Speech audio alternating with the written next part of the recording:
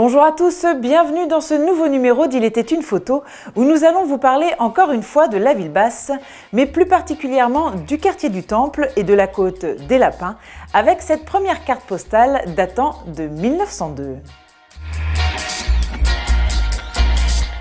Avec l'implantation de l'usine à partir de 1889-1890, une nouvelle ville basse commence à se développer et la construction du temple en 1899-1900 va accompagner ce second souffle urbain jusqu'à en devenir le point central.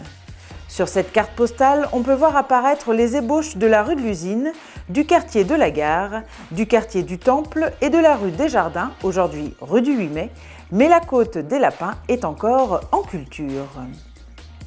À peine plus de 5 années plus tard, la densification de la ville basse se fait à une vitesse folle. D'ailleurs, les premiers bâtiments d'employés et de cadres montent déjà à l'assaut de la côte des Lapins. Mais à gauche, au milieu, les imposants corps de ferme de l'ancien domaine des Magerons, seigneurs de Rombade avant la Révolution, résistent encore face à l'urbanisation moderne envahissante.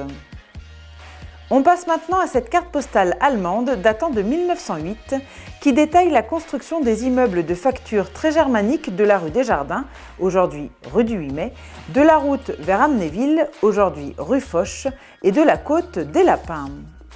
Ces immeubles cossus sont destinés aux employés et à certains cadres de l'usine, venant en complément du quartier directionnel du Temple, dont apparaît presque symboliquement le signal. Sur la droite, on peut voir de belles bâtisses avec de vastes jardins d'agrément ou potagers et d'autres dépendances.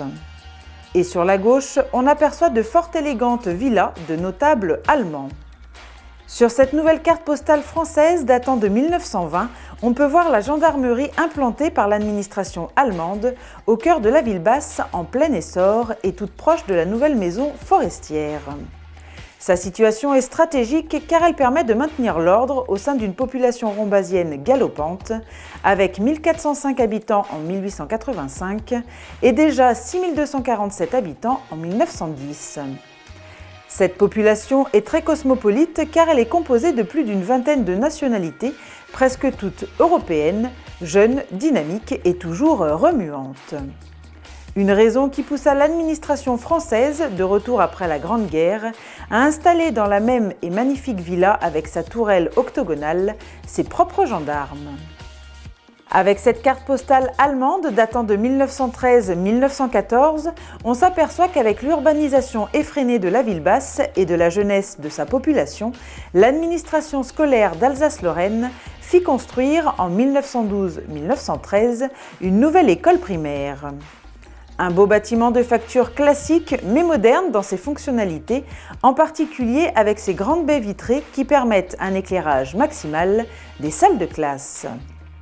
Il était une photo, c'est terminé, mais rendez-vous très prochainement pour une nouvelle émission qui parlera cette fois de la rue et de la cité Poincaré.